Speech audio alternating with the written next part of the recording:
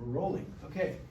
So we ended last time talking about signaling pathways in fungi. We've spent a pretty fair amount of time talking about fungi, and we're going to continue for the next bit. So one of the things that would be interesting to be able to do with fungi would be able to characterize their genomes. If you look at the slide here, you're looking at a karyotype, and this is not for fungi. Some of you may recognize this as a karyotype for humans. As you can see, this individual, what would be their biological sex? Male, yeah, because X and Y. And one of the reasons we can do these kinds of karyotypes is that the size of human chromosomes is big enough that microscopically we were able to put together the ones that are, and stain the ones that look like they're the same, and produce this kind of karyotype. But if you're interested in studying fungi, you can't really do that because very few, if any, fungi have any chromosomes anywhere in the size range that you can do this microscopically. So you have to think about other ways to characterize the genome of fungi, or the genomes of fungi. And if you think about ways that you can characterize DNAs, what comes to mind? Characterize them by size. Well, you characterize them by size. How would you do that? Gels. Yeah, gel, gross gel electrophoresis. So both of you all, those of you in the audience, you've done this before. Some of you have who are in the remote audience. Some of you haven't, but we'll remind you of what electrophoresis is. So this just reminds you that what you can do is you can take some sort of matrix that we call a gel, and that matrix is different depending upon the size of the DNA that or the size of the molecule you're trying to separate. And what you can do is you can put a sample into that gel and then set up an electric field, most oftentimes between negative and positive. And when you do that, things that are negatively charged will be attracted towards the positive pole, but to get to the positive pole, they have to go through this gel. So this is kind of like what you call a molecular strainer or molecular sieve that separates things potentially on the basis of size. And so you get movement because whatever molecule you're starting with that's negatively charged will move through this matrix to get to the positive end. And it'll do that on the basis of size if there's no other thing that will allow them to separate. Now, what's going to be the charge of DNA? Negative. Why? Why is DNA going to be negatively charged? Due to the phosphate groups. That's right. The phosphate groups are going to make DNA overall negatively charged. So if you put a DNA sample into this well and you do this electrophoresis, you're going to get separation based on the size of the molecules. Now, keep in mind that in a mixture of DNA, you may have molecules that are linear and molecules that are supercoiled and circular, and those are going to migrate differently too. So really, you can only compare like types of molecules using electrophoresis like this. So you can compare linear molecules of DNA. They will separate according to size through this matrix. You can separate molecules that are supercoiled and circular, and you compare them with other molecules that are supercoiled and circular, and they'll move through this matrix as well, and you can separate them on the basis of size. But you're about to see that there's a problem. So this is a standard agarose gel, and this is a size standard, so you have known sizes for each of these bands, and and here's another size standard, and then these are your samples that you're trying to test. And if you know what the sizes are in the size standard, you can make estimations, assuming that this is a linear size standard and these are linear bands, you can estimate the sizes of these bands in the gel. But it turns out that as DNA gets bigger, it's going to have a harder time to move through the gel, right? So the larger molecules move more slowly through the gel, the smaller ones will move faster, up to a point. Now, if you want to separate molecules that are larger, you're going to have to do some playing around with the conditions under which you do this separation. So if you wanted to separate even bigger molecules than these, so let's say you wanted molecules that were up in this range and you wanted to separate them in this type of gel, what might you do to the gel? How might you change the gel to make it easier to separate the larger molecules? You can make it less dense. Yeah, you can make the gel less dense, which this particular gel is an agarose gel, which is good for separating DNA molecules. It's not good for separating out proteins, which are smaller. You could reduce the concentration of agarose in the gel, and that would allow the bigger molecules to move faster, or at least to separate out better. But even if you do that, at some point you reach a size of DNA that will not separate in your standard agarose gel. And that's what's shown here. So at 25,000 base pairs, essentially everything that's above that, it moves as a compression band. So this band of DNA here, it's not small. It doesn't look like there's a whole lot of fragments, but whatever those sizes are, you're not going to separate them. They all will move at about the same place, sometimes even further up. And even if you were to lower the concentration of this gel down to about 0.3%, which would essentially be like playing with jelly. It wouldn't be a gel anymore, it would be jelly. And you wouldn't have a way to put things in the well, because the wells would close up because it would be that mushy. So at some point you can't separate these large molecules. And so the problem with trying to look at chromosomes for fungi and even bacteria is they're too big to run on an agarose gel like this, but they're too small to visualize and accurately characterize with karyotypes the way you can with human chromosomes. So you have to come up with a different plan. And this is the different plan that was worked out. The idea is that you create something called a pulsed field gel. So pulsed field gel electrophoresis, which you can sort of see the name up here. Pulsed field gel electrophoresis, what you do is you run the gel in such a way that you're alternating the direction of the current. So you're alternating, so this is negative, this is positive, and then you might switch it so that this is negative and this is positive. And the idea is that you are then able to give these larger pieces of DNA, and in this case you're talking about 1.1 million base pairs. You give them an opportunity to change direction, and then when you change the direction of the pulse, they move a different direction, and that allows you to separate these bigger molecules from each other and from the smaller ones. So you can see on gel like this, you can separate pieces of DNA in the range of 220,000 base pairs up to greater than 1.1 million base pairs. Okay? And this particular separation was done with yeast chromosomes, so with Saccharomyces. So there we are back with our fungi. But this is like one of the old school ways of doing this pulsed field gel electrophoresis. And it was very tricky to do because you had to, this was done vertically. So you actually had a gel standing up like that, whereas the other gels that we showed you were horizontal. So loading the samples was a challenge, and keeping this thing upright during the electrophoresis is also a challenge. And the other thing is that part of the problem when you work with DNAs that are big is it's easy for them to break. You can break them just by opening up the cells. Just the mechanical forces of chromosomes in a solution not protected in the cell is likely to make breaks in the chromosome. So even E. coli that has 5 million base pair chromosome, when you break open E. coli cells, you're guaranteed to break the chromosome. And so if you want an intact chromosome, you have to do things to prevent that. And so one of the things you do is you avoid metal contact with whatever samples, because metal ions that are released from, let's say you use a scalpel blade, that would cause DNA damage. So you notice in this example, although this person should be wearing gloves, this is a glass cover slip or a plastic cover slip, and you use that to cut these plugs of agarose that contain your cells. And then those plugs get attached to, say, the comb of a gel, and then they get placed into the well. And you have to do all of this realizing that if you introduce any kind of nuclease or any kind of ion that can damage DNA, it's going to be all for nothing because you're going to just shear the DNA.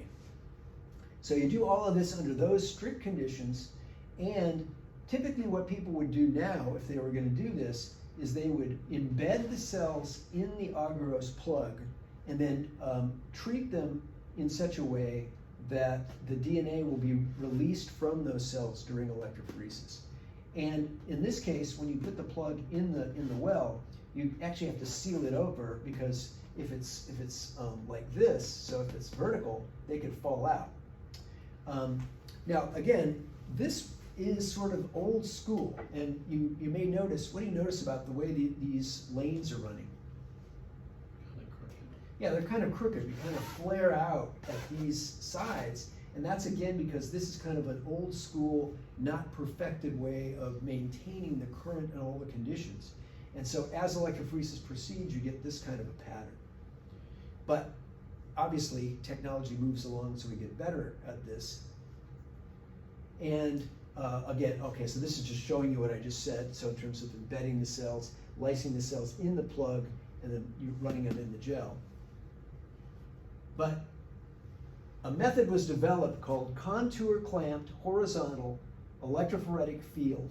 And just remember the acronym CHEF. So these are CHEF gels, and these gels are run horizontally. So it's showing you this vertically, but basically this is going to be on its side. And this is the situation where you have a negative pole at two ends, positive at two ends, and you alternate the direction of the current. So this is the pulse. So you go in this direction, and then you switch the direction. So you have to go that way. Then you switch again, then back again.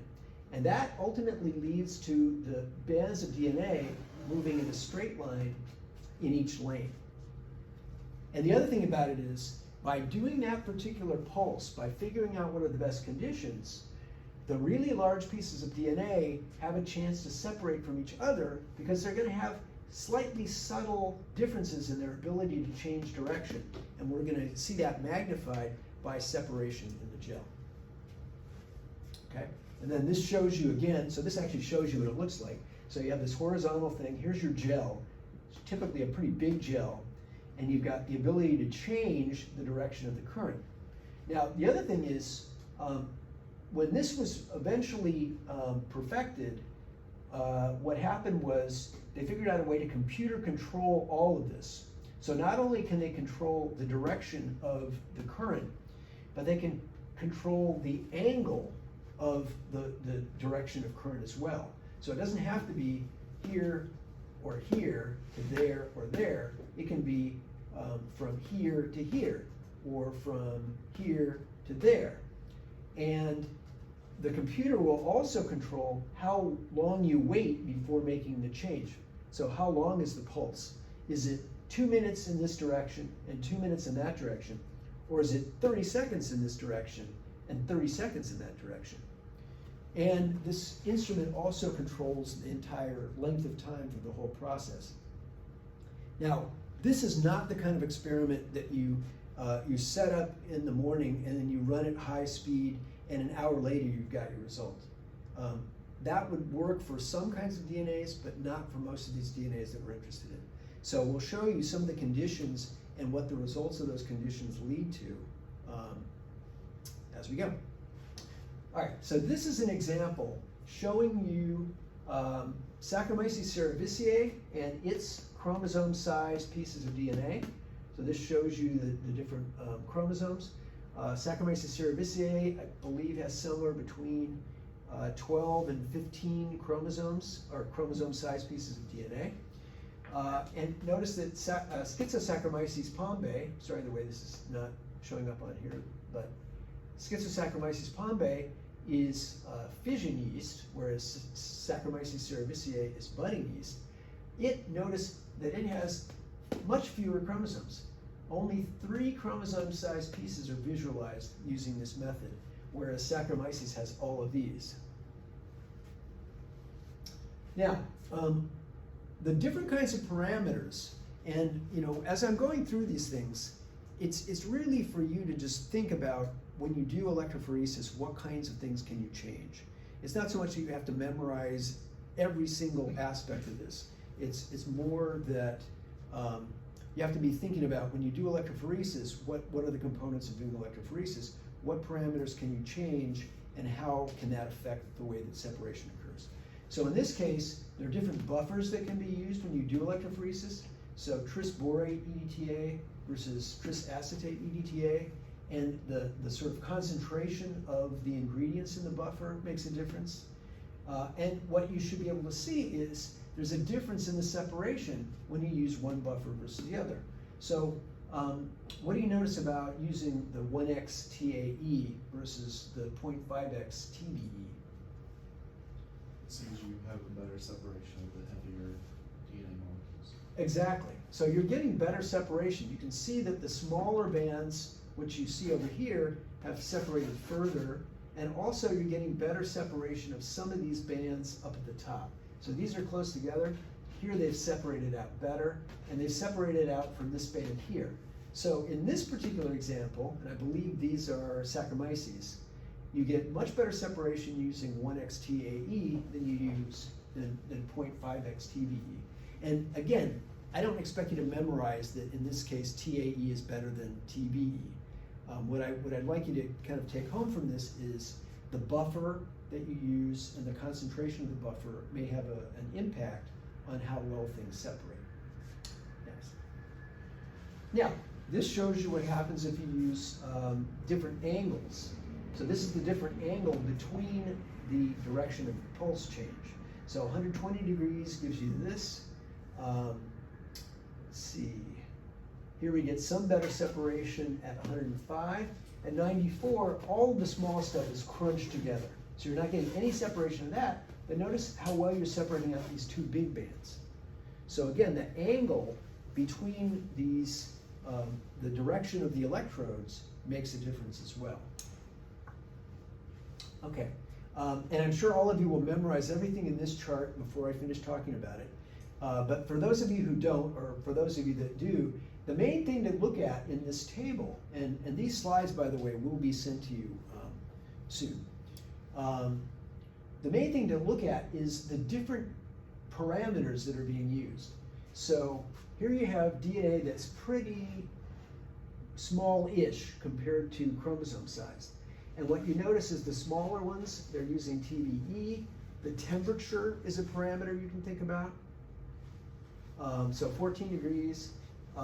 The voltage, so the voltage drop or electrical potential across the gel, 6 to 9 volts per centimeter.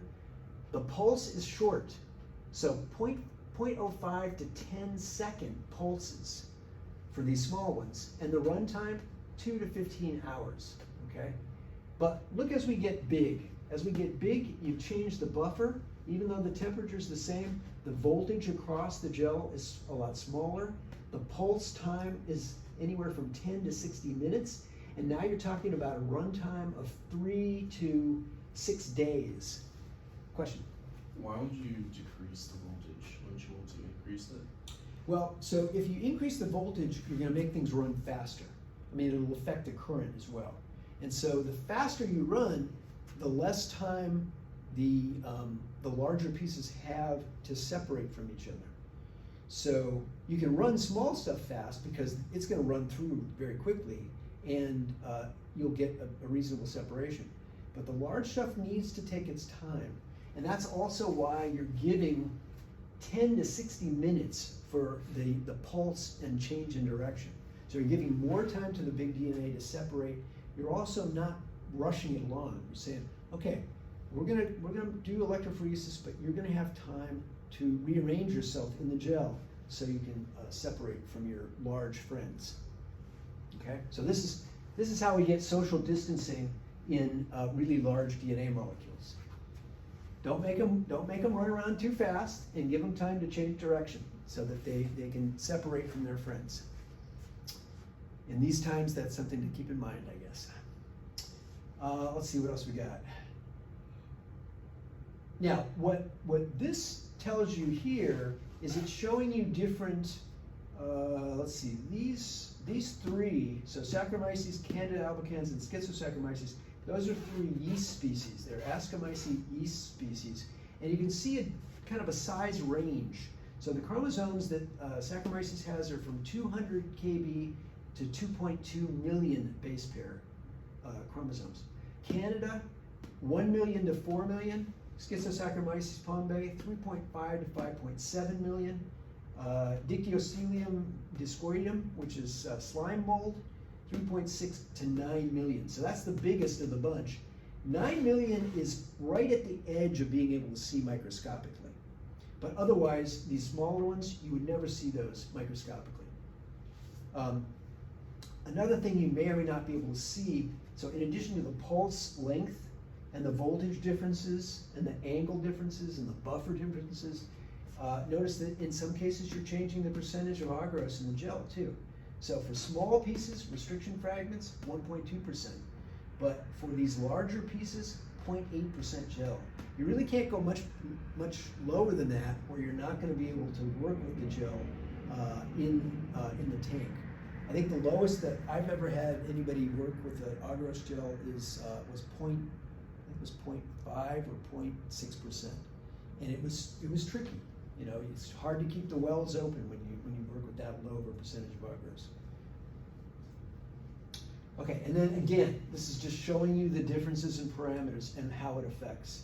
So if you, in this case, you've got a switch time of 1800 seconds, which I believe is 30 minutes, and that's allowing you for Schizosaccharomyces to separate out these 3 chromosomes that you can see. Here the switch time for this other, I believe Hansenmuella is also a yeast. I know it's an Ascomycete. So 500 seconds versus 1800 seconds. And you're again now separating out those chromosomes. Okay? And okay, now here's another interesting piece of information. What you find when you look at different fungi is the number of chromosomes differ between different fungi, the size range differs, and the predicted genome size differs. And you can find this all out by doing this kind of karyotyping. We haven't named this, but let's just call it what it is. Essentially what we're doing is we're producing an electrophoretic karyotype. That's what we've got, is we now have a chromosome map of these different fungi that's based on their separation by electrophoresis, as opposed to microscopic examination. And what you can see is there's again a pretty wide size range from 1.7 to 4.8. Aspergillus, on the other hand, here 0.4 to 4. Let's see if we can find some other extended ones. Okay, so here's one, Neurospora, 4 million to 12.6 million. So again, this would be in the range where you might be able to see something microscopically, most of the rest of them not. And then the genome sizes too. So about 16 million base pairs versus here's twice the size, right? And there's twice the size. Here's another one. This is a lot larger. 40 million base pairs, 47 million base pairs for Neurospora. Okay. Okay. Now, here's something that is maybe unexpected. And what's unexpected about it is, if you take individuals of the same species, would you expect there to be differences in the number or sizes of the chromosomes for individuals in the same species? Right, so if we looked at humans, we'd expect us all to have the same number of chromosomes, right? We're supposed to have 46 chromosomes, 23 pairs of chromosomes. And even if there are differences in terms of our biological sex, so male versus female, there's still going to be either 2 X chromosomes or an X and a Y. You wouldn't expect any of us to have, except for rare cases, you wouldn't expect any of us to have more than that number or less than that number of chromosomes. And you wouldn't really expect the sizes of the chromosomes to be different either. But in fungi, it turns out there's lots of differences. This is one species, okay, one species of fungus, and if you look at these different individuals, you can see numbers of chromosomes that you can see are different, and also sizes are different.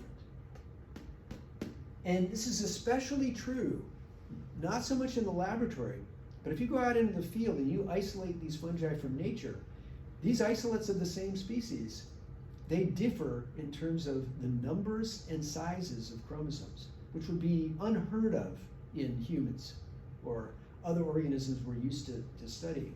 And so that was a really strange phenomenon, chromosome length and chromosome number polymorphisms within individual species. Okay, now, Earlier on, we mentioned two smut fungi that at least that I work with. One is Eucalogomatus. We talked about a lot about Eucalogomatus, the corn smut. The other one that I mentioned briefly was Microbotrium violaceum, which is the anther smut. And this is the life cycle of this fungus. So basically what you have is an infected flower. Here are the diploid spores of the fungus. A pollinator species comes in, gets the fungus on its little hindquarters or whatever, when it's looking for pollen, which is not there anymore. And then it takes that and moves to a naive flower. So this is an uninfected flower, but when these spores get on this flower, they can germinate and undergo meiosis, and then they produce the haploid yeast-like cells called sporidia, and those are of different mating types. And here you can see that these cells of different mating types, just as we talked about before, they form this bridge, and that's how they get together to produce a dikaryon. So these are of opposite mating type. They produce a dikaryon that penetrates this plant. Depending upon when that happens, they can overwinter in the plant. So let's say that the plant overwinters. But then when the plant comes back up again in the spring, then you can see the infection proceed in the plant, and the diploid spores are produced, and the cycle gets repeated. Now, it turns out that this fungus, originally, we thought this was one single fungal species. And what was weird about it was that group of fungi infects a huge range of flowering plants, okay? Different species of plants. But each time you find that fungus in a particular plant species, that fungal isolate was limited to being able to infect only that species of plant. Now, it turns out that's not true. It turns out that what we call Microbotrium violaceum is actually a complex of many fungal species. They all look similar, so if you look at them microscopically, look at the cells, look at the spores, they would look similar, but they are limited by their host species that they can infect, and that's part of how we distinguish them as being different species of fungi. Okay? Next. Now, and this is what's interesting is, so the Microbotrium on this host plant, a wildflower called Silene latifolia, you can see these chromosomes separated by electrophoretic karyotypes. But if you take the isolates that are found on Silene caroliniana, and Silene caroliniana, by the way, is a North American host plant, whereas Silene latifolia, even though it's found in North America, originates in Europe and the Arctic regions above, or alpine regions of Europe. And so you can see that there are obvious differences in terms of the karyotypes between the isolates that came from this species of host and the isolates of the fungus, which are actually different species of the fungus now that infects this particular species of host. And the other thing that's interesting, and this was found out by Michael Hood, who's currently at Amherst College in Massachusetts, you should notice that these guys are A1s and these guys are A2s. And what Michael was able to figure out how to do was to micromanipulate the spores so he could take one meiosis and take the products of meiosis and separate them out individually, and then look at what does their chromosome profile look like individually. So these all came from the same meiotic event. These are the 4 products of meiosis. And when that happens, you should get 2 A1s and 2 A2s, and you do. Now the question is, do you notice anything similar about the A1s and the A2s? They have a lot of the chromosomes that are the same. Yeah, exactly. In fact, these chromosomes are all essentially the same, which makes a lot of sense if you're talking about the products from the same meiotic event, right? Because they would have had to be the same for meiosis to have gone through properly, right? But what do you notice that's different? Stuff at the top. Yeah, the stuff at the top is different. So here you have these 2 chromosomes in the A1, and here you have these 2 chromosomes in the A2. And it's not as obvious on this gel for the Carolinium, but also there's these A1 chromosomes that are not really as obvious in the A2s. In fact, I'm not sure. Yeah, anyway, it's not as obvious in the Carolinium. But what Michael figured out from this is, well, maybe what that means is Microbotrium has sex chromosomes, right? Sex-specific chromosomes. And that's the first reported example of sex chromosomes in fungi. And it's more obvious here. So now these are isolates of, I believe all of these are isolates of Microbotrium from Silene latifolia as the host. And now we're looking at isolates that come from different geographic locations. All of these now, except maybe Switzerland, are under pretty extreme lockdown in terms of transmission. But before that happened, if you went around and you collected these samples from these different places, you could get isolates of the fungus, and you notice, so here's the A1 mating chromosome, here's the A2. In this particular isolate from Italy, so again, here's the A1, here's the A2. Again, from France, here's the A1, here's the A2. Here's the A1, here's the A2. And even in Virginia, from Silene latifolia, here's the A1 chromosome, here's the A2. And that difference in the chromosome size within this species tends to be fairly conserved. So about 2.9 million versus 3.5 million for these mating type chromosomes.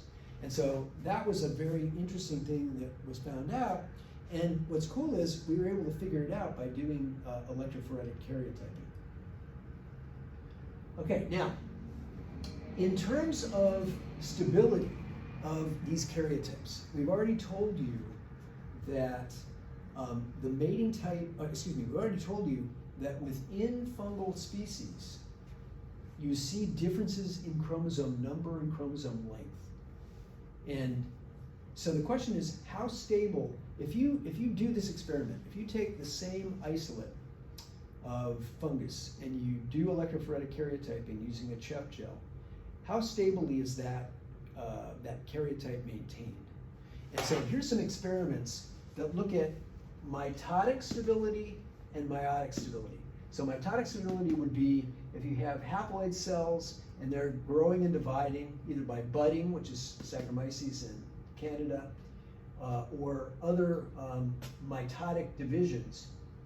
The question is, how stably can we recover the same phenotype or the same karyotype from those cells?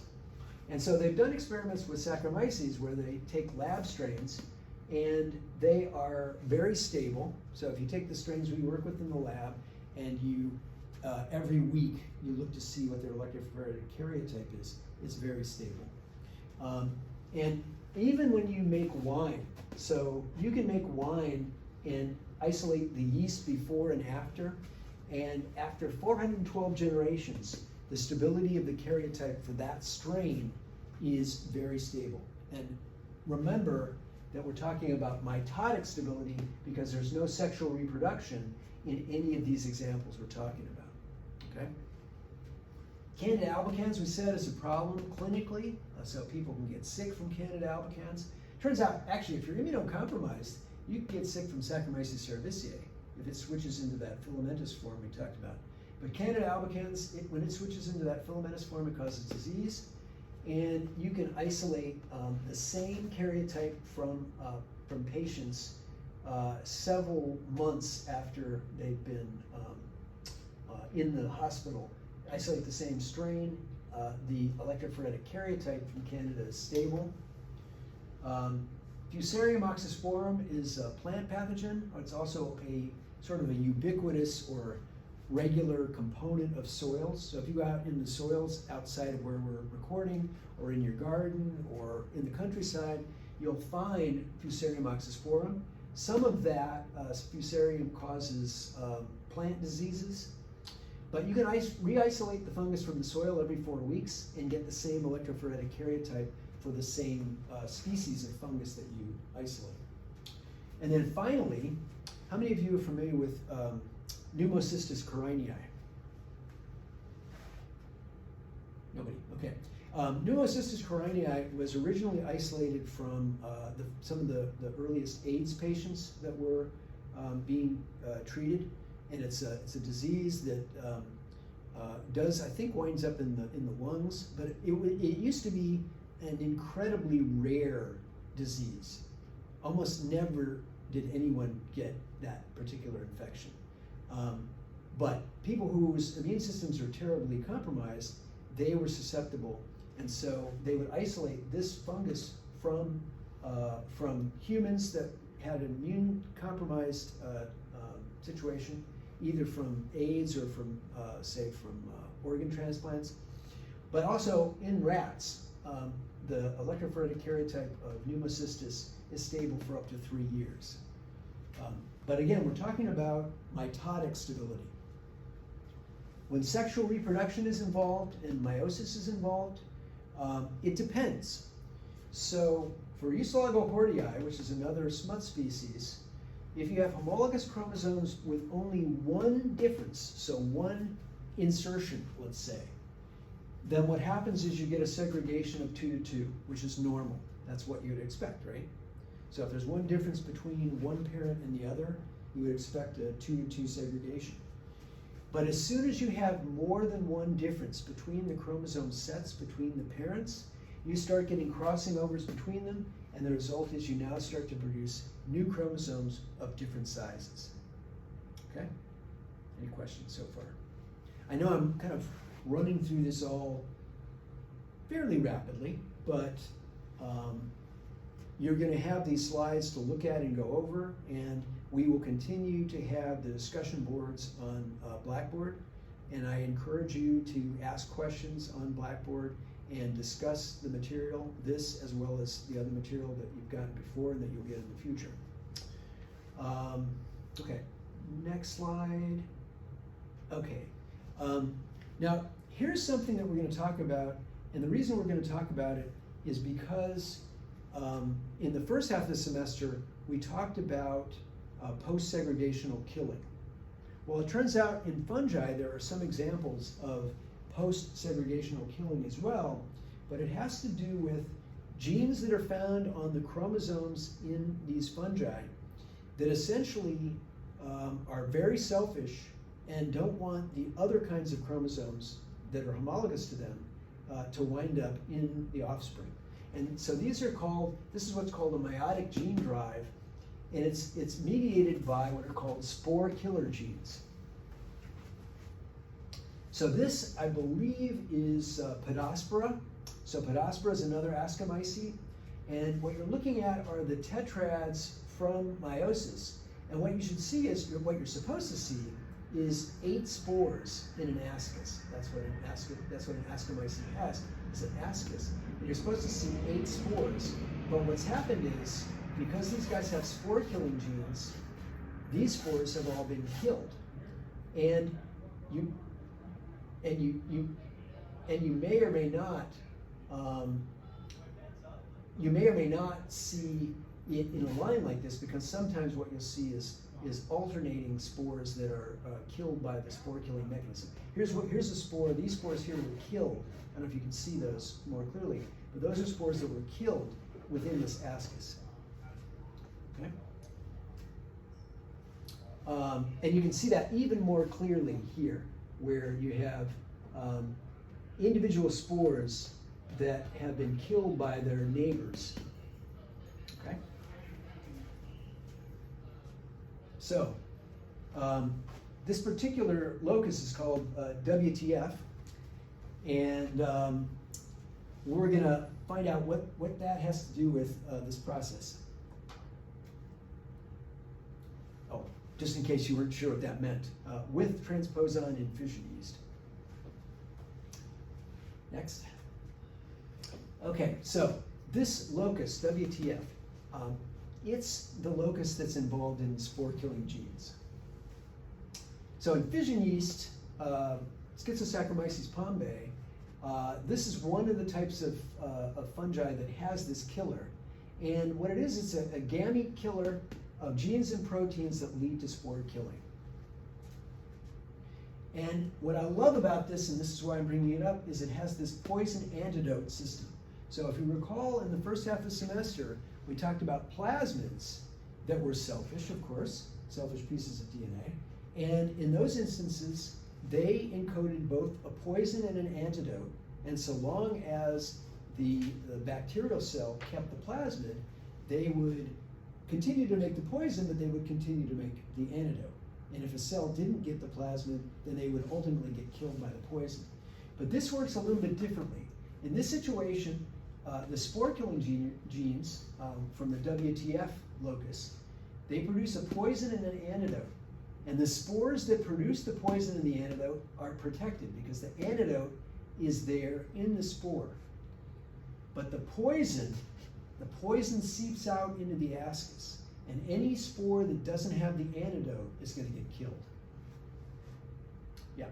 So you have a wild type chromosome, and you've got another that has the spore killer locus. Usually it's because there's been a transposon that's inserted into that chromosome. So again, you're talking about selfish pieces of DNA that want to perpetuate them at the expense of the wild type homolog. And again, the idea is that the spore-killing type of the chromosome is in a spore that produces the poison and the antidote, whereas the wild type is in a spore that does not produce the antidote and is going to get killed by the poison. And that's what we're talking about here. So you're getting this poison accumulating in the entire ascus. Only the spores that make the antidote, which are the spore killer containing ones, get to be protected. Okay, and slides off for now. And what I will do is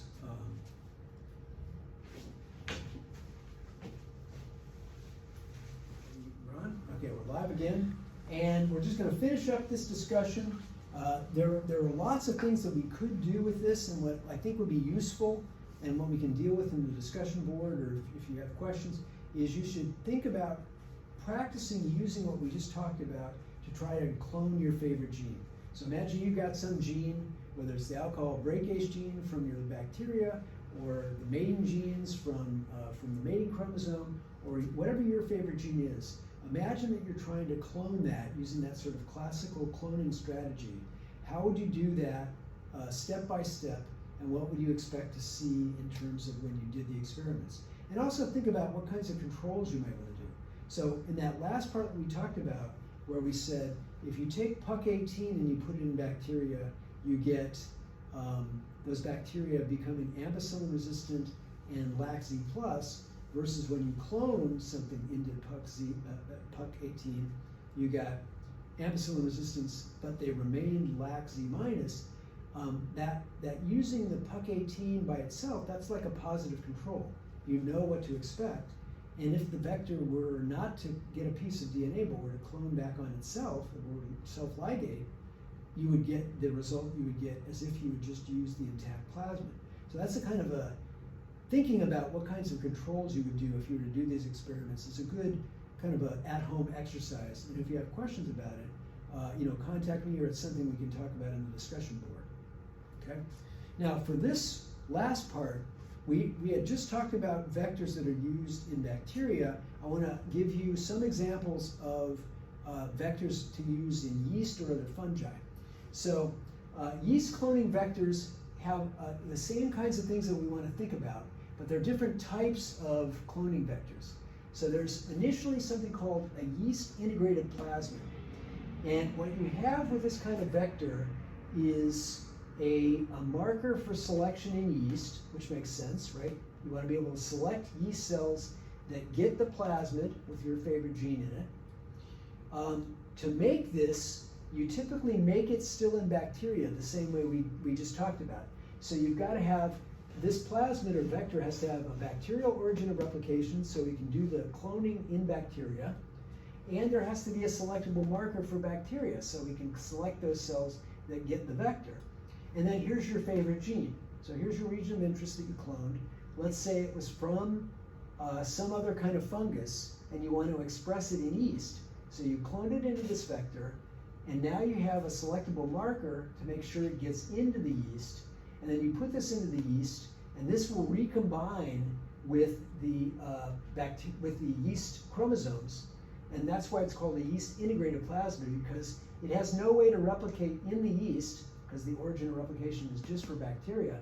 So it has to recombine with the yeast cells' chromosomal DNA to work.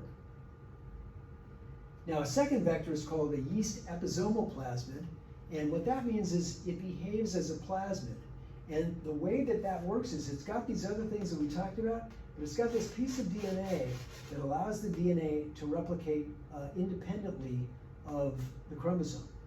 And this, as well as what's called the yeast replication origin, these are examples of what we talked about recently called ARS. So ARS, if you recall, is an autonomous replication sequence. An ARS is basically a yeast origin of replication.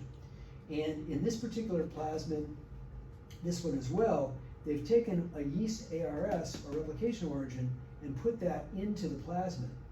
But what makes this one specifically different is the yeast centromere has also been put into this vector.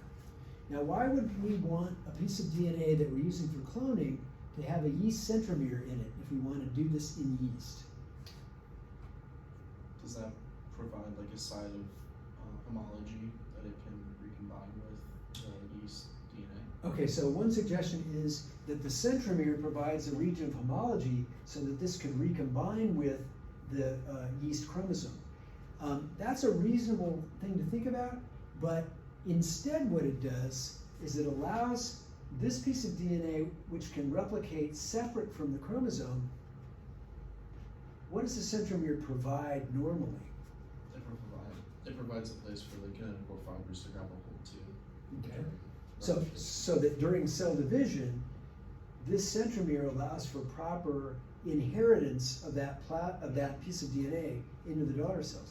So if you provide a yeast centromere, then you're making it easier for this piece of DNA to be maintained in the daughter cells.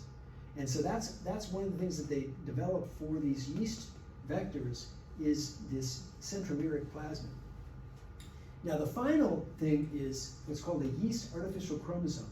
So a yeast artificial chromosome has all the things on it that make for normal chromosomes in yeast to be able to be properly maintained when cells divide.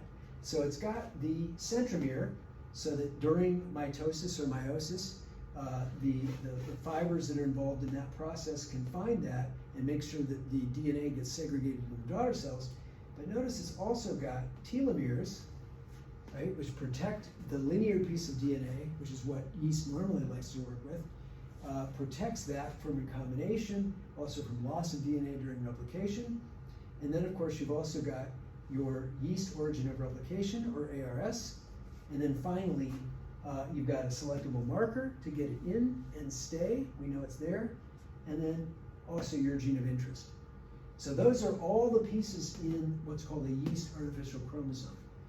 Next slide. And again, this is a similar kind of thing. In this instance, what you have is what's called a shuttle vector, where you've got a bacterial selectable marker, you've got a bacterial origin of replication, so all this allows for selection and maintenance in bacteria, but then you've also got a yeast selectable marker and a yeast origin of replication so that it can be maintained and selected in yeast as well. Finally. Now this just gives you some idea of the relative stability of these different markers. So one of the things to consider is what's the copy number of these different kinds of vectors.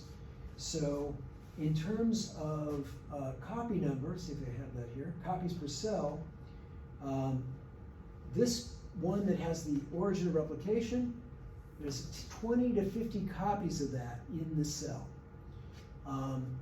This chromosomal copy, so this is, excuse me, wait a minute, this one is, this one. So this one has the origin of replication, it's got the centromeric sequence, it's got the, see, does it have telomeres? They don't talk about that. So this, I believe, is the artificial chromosome, and what you notice is that you get one copy per cell, okay? And in terms of stability, highly stable.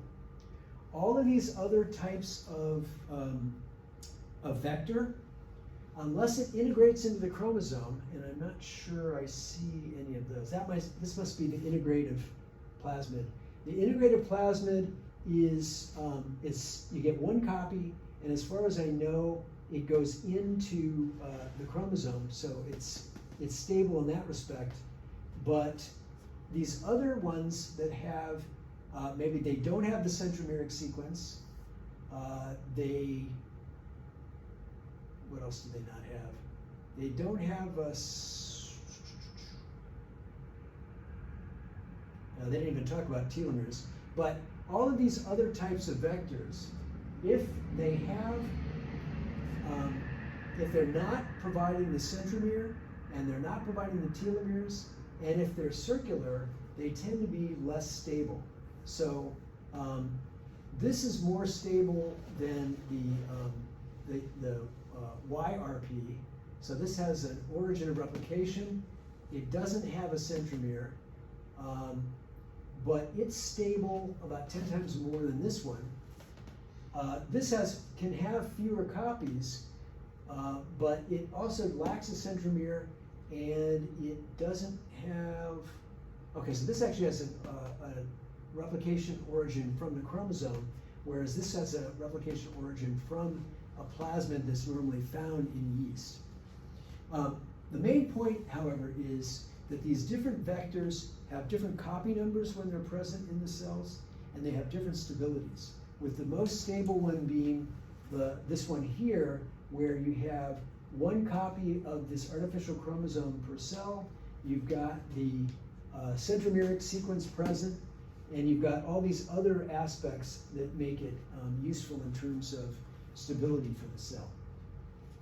And I think that's about it. So that's just basically giving you an idea of other kinds of vectors that would be used in yeast compared to in bacteria. And from here, in the subsequent times that we're together by video, we'll be talking about other, shall we say, more modern methods of doing cloning. We'll be talking about DNA sequencing, and we'll be talking about gene editing, specific gene editing.